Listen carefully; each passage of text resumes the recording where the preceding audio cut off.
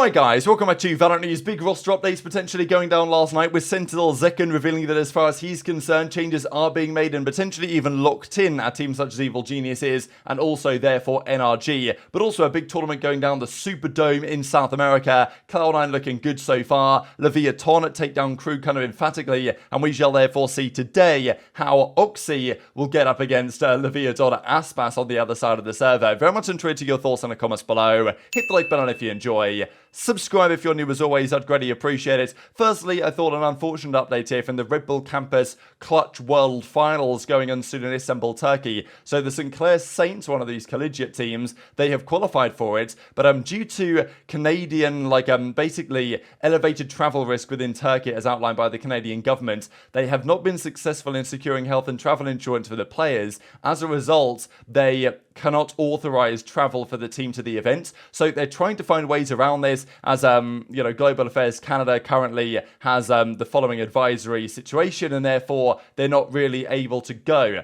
But this is of course unfortunate for the players that have qualified and look to be set to do pretty well. So Red Bull are potentially going to find a way around this, but I'm not really sure necessarily what they could do. So certainly everyone is trying to find a solution on this one. Just quickly on Governor as well, he's now signed a deal. This guy was linked a while ago to be going to, was it RRQ? Governor was linked to, and then people were like, that doesn't make any sense, surely not. And then all of a sudden, Governor was then still linked to a team such as Talon, and we believe that he's going to go to Talon, which would be, again, a pretty wild NA import, as we saw yesterday when Rossi joined T1. For some reason, Rossi on his game here, you can actually see here Talon Rossi, but I guess it's either a mistake or something like that, because, yeah, obviously he joined T1 yesterday, not Talon, but we think that somebody else might be joining them in the near future. This also from Carmine Corp confirming in an announcement that, a couple of their guys are, of course, gone and moving onwards. Still, for now, though, Scream, Navera, XMS continue to explore their options, as they say they will remain a member of K-Corp to date, even if they will not be part of next year's VCT project. So I'm guessing they're going to announce their kind of like next step team in the very near future here, but still confirming that there isn't clear next steps for some of the players that we have seen. Also, there's some Case Esports. We saw the other day that there was lots of drama around the coach on this team. The guy had been brought in and then was swiftly eliminated a couple of months after. Yeah, Lucas Rojo here, yeah. So the Casemiro's organization. Pretty crazy stuff that Lucas Rojo comes in, it gets dropped like not far away, and then, so owner is now coming in instead and has reached a verbal agreement. So don't know what's going on there. It seems like complete chaos to me. There's also this big news yesterday that Daniel Medvedev, of course, one of the best tennis players in the world right now, I believe he's ranked maybe world number 3. I think he was even the world number 1 for a little while ago, not that long ago. I'm guessing around about when he won his Grand Slam. But he's joining M80 as an investor and co-owner, which is a pretty big deal, you gotta say, for M80. This seems like one of the acquisitions, obviously as an investor, co-owner into the team, bring in some investment into the team, but also making M80 look like more of a serious organization, because when they came around, Marco,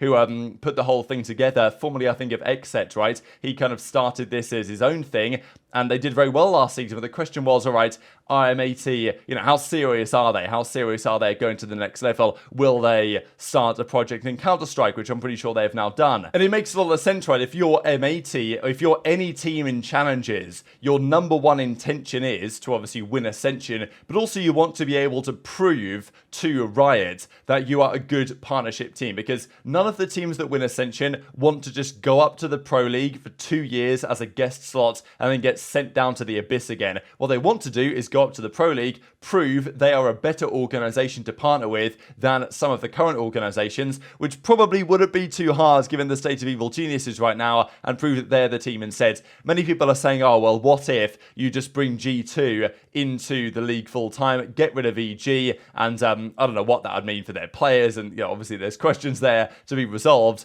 and then maybe have another qualifier from Ascension, something like that. But it's moves like this that make M80 look like they're taking it seriously. They've got big names on board to support their organization, and potentially they're trying to set themselves up for partnership in the VCT and maybe even in other esports in the near term. term. So thought that was a pretty cool result. Let's talk about then some tournaments that went on yesterday. There was an ISO ace actually that happened here in the I think this is Japanese Valorant that Will Minder likes to watch a fair bit of. But there was also this tournament going down in South America here with a few big names actually of note. Pretty funny. Like, I mean, honestly, ISO's ultimate is so outrageous. And yeah, Dagger gets the ace as a result. But this Superdome event is happening over there in Colombia. Cloud9 are out there, and they're honestly one of the teams right now, Cloud9, that's making the best of this preseason circuit. Crazy, really, that C9 have known their team for a long time. On paper, I'm still not looking at it thinking, wow, this is going to win champions, but they've definitely impressed me more than I think I expected them to. And they are, they're killing it, right? They're going to all these tournaments. They're playing a lot of matches before the season begins.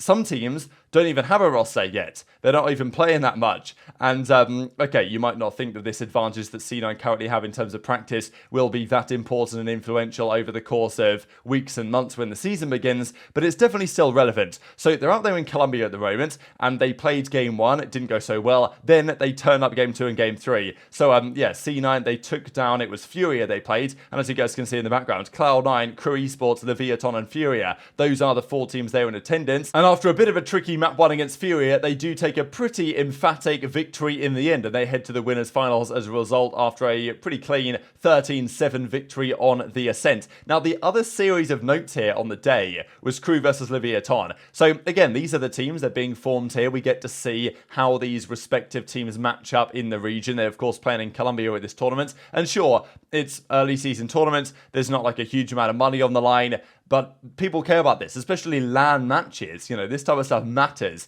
And if you get bodied, it ain't looking so good. And to be honest, the Crew Esports team got kind of annihilated by Aspas here, especially TacticalRab. I mean, we talked about Taco, the other Taco, SK Gaming, MIBR Taco, whatever. And yeah, he CSGO Taco, basically. Whereas this Taco had a bit of a hard time last year. Of course, he was on Leviathan, and then he goes to Crew and gets absolutely bodied here by Aspas. Goes 10-30, 10 kills over 2 maps. He went, game 1 he went 8-15, and then game 2 Breeze, 2-15 on the Jet is, not great when Aspas is going 16-9.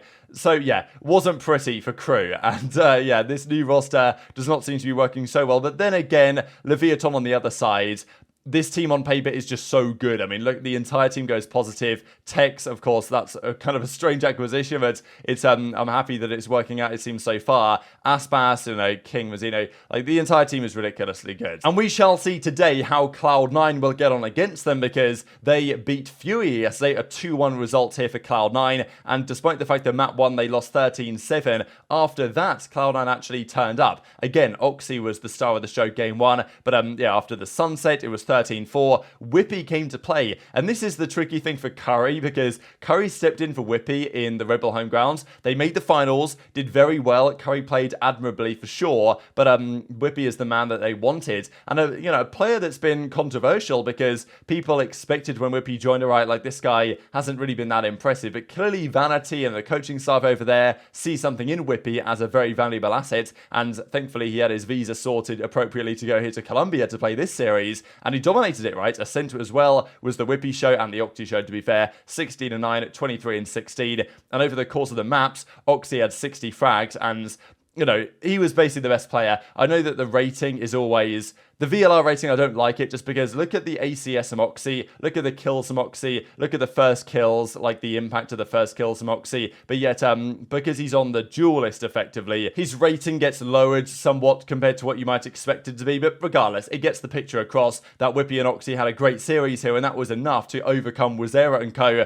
and of course Havoc, who was considered to be an option for Loud, who didn't have the greatest series here, but of course still, I think, a bright future ahead, and yeah, they win the series 2-1, so pretty impressive result for Cloud9. Early days, of course, but still coming back in that manner, especially the way that Whippy played, given the fact that he was a controversial pickup. This sets up a Leviathan Cloud9 match going on today. So really looking forward to this one to see how they're going to fare, because it's going to be far from easy. And as Oxy says, first game, first map of the day, always a warm-up. Got Aspas tomorrow, will be fun. So yeah, Oxy is legit. There's no doubt this guy is a star of the future. But yeah, playing Aspas, one of the real stars stars of today is going to be a bit of a different challenge on those particular roles. Now, before we close out though, got to mention what Zekken has to say on some of these rosters. Every roster move just came to me in a dream. I don't know what to do with all of this information. Now, over the last few days, we've heard plenty of rumors that Evil Geniuses and others are now actually making some decisions, 100T as well with potentially Boostio, but EG has been the big roadblock because they tried to play hardball with everybody. They tried to say, oh no, you're definitely not signing Ethan, you're not going to get him because we're going to ask for this ridiculous buyout fee.